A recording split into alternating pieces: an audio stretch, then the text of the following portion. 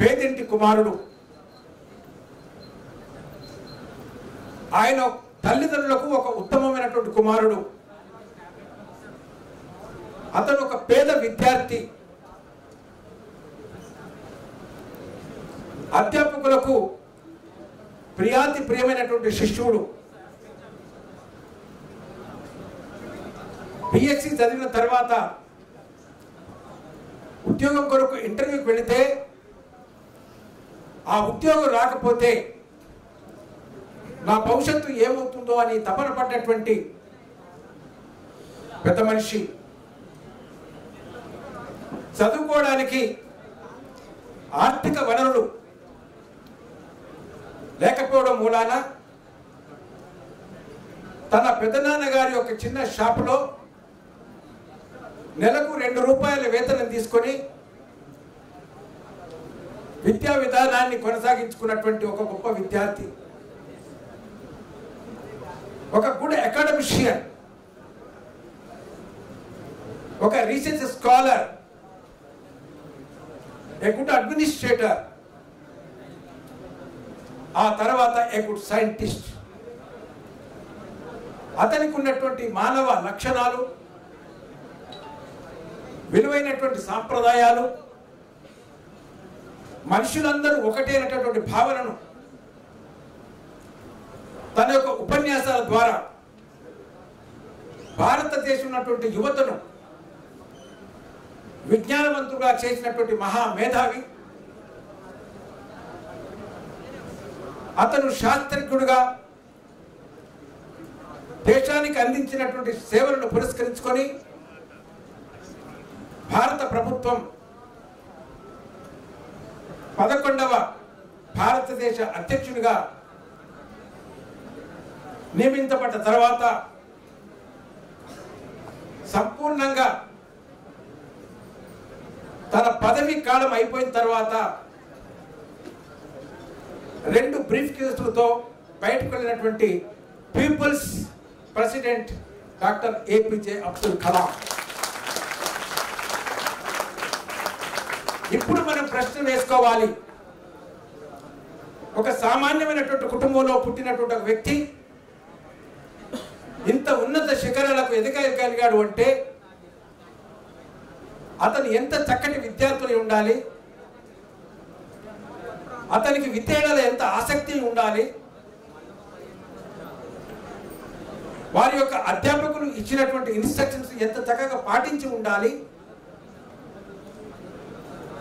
జీవితంలో వచ్చినటువంటి ఒడిదొడుకులను ఏ రకంగా అధిగమించి ఉండాలి అని ప్రశ్న వేసుకుంటే అవన్నీ అధిగమించాడు కాబట్టి ఉన్నత శిఖరాలకు ఎదిగి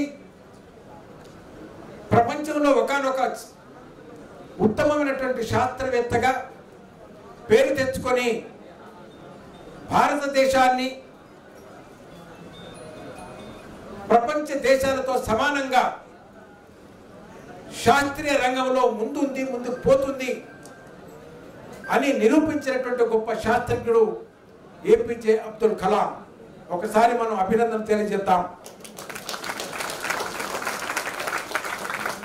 ఆయన జీవన విధానం అనేక మందికి స్ఫూర్తిదాయకంగా ఉంది. వారి పేరట అనేక మంది వ్యక్తులు స్వచ్ఛంద సేవలు స్థాపించి ఇవాళ ప్రపంచవ్యాప్తంగా ముఖ్యంగా భారతదేశంలో డాక్టర్ ఏపీజే అబ్దుల్ కలాం గారు సూచించినటువంటి 10 ప్రత్యేకమైన అంశాలను ప్రచారం చేస్తున్నారు. ఈ సమావేశానికి ఒక అలవాయితీ ఉంది. చివరి అంశంగా ఆ 10 అంశాలను ఒక ప్రమాణపూర్వకంగా సోదరుడు నరేష్ గారు నిర్వహిస్తారు. వాటి యొక్క ముఖ్య ఉద్దేశం మానవ హక్కులను పరిరక్షించడం, మానవ విలువలు పెంపొందించుకోవడం, మానవులందరూ సమానమైనటువంటి ఒక భావనను సంతరించుకోవడం. ఈ 3 ప్రధాన అంశాలు ఆ చెప్పబోయేటటువంటి 10 అంశాలను కనుక మనం గమనిస్తే మనకు అర్థమవుతుంది. కాబట్టి ఈ సందర్భంగా ఈ సమావేశంలో ఎంతమంది బాలబాలికలు ముఖ్యంగా విద్యార్థులను ఒకసారి చేతిపైకి లేస్తే వారందరికీ కూడా ప్రత్యేక అభినందన తెలియజేస్తాం. ఎంతమంది విద్యార్థులు ఉన్నారో సమావేశంలో చేతి పైకి లేవట్టండి.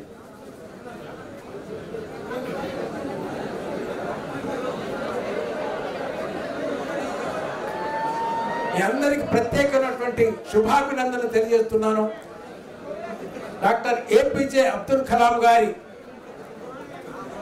90వ సంవత్సర జయంతి ఉత్సవాల శుభాకాంక్షలు తెలియజేస్తున్నాం. ఈ సమావేశంలో హాజరైనటువంటి అధ్యాపకులు ఎంతమంది ఉన్నారో చేతి పైకి లేవట్టండి. వెనకాలే ఉంటుంటారు, ఇక్కడ ఉన్నారు వీళ్ళంతా అధ్యాపకులు. మీ అందరికీ కూడా ప్రత్యేకమైనటువంటి అభినందన తెలియజేస్తున్నాం. మానవ సంబంధాలన్నీ గురు శిష్యుల సంబంధాలు, మానవ సంబంధాలన్నీ మాస్టర్ అండ్ సర్వెంట్ సంబంధాలు, మానవ సంబంధాలన్నీ అధ్యాపకులు విద్యార్థులు సంబంధమే. ఈ ఇరువురు వ్యక్తుల యొక్క సంబంధాలను కనుక మనం అర్థం చేసుకుంటే సమాజాన్ని అర్థం చేసుకుంటాం. సమాజానికి ఏ రకంగా సేవ చేయాలో అనేటువంటి తత్వాన్ని మనం అర్థం చేసుకుంటాం. అందుకని ఏపీజే అబ్దుల్ కలాం గారు సామాన్యమైన వ్యక్తి కాదు. సామాన్యమైన వ్యక్తిగా జన్మించి అసామాన్యమైనటువంటి స్థితికి ఎదిగినటువంటి ఒక గొప్ప మహానుభావుడు. అలాంటి పూర్తి దాతలకు జన్మనిచ్చినటువంటి భారతదేశంలో విజ్ఞానానికి ఏమి తక్కువ లేదు, గ్రంథాలకు ఏమి తక్కువగా లేదు. మనకు వేదాలు ఉన్నాయి, మనకు భగవద్గీత ఉంది, మనకు రామాయణం ఉంది, మనకు మహాభారతం ఉంది. అందరినీ కలిపి ఒకే రీతిగా చూసేటటువంటి భారత రాజ్యాంగం ఉన్నది. అందుకని ప్రతి సమావేశంలో 4 వేదాలతో పాటు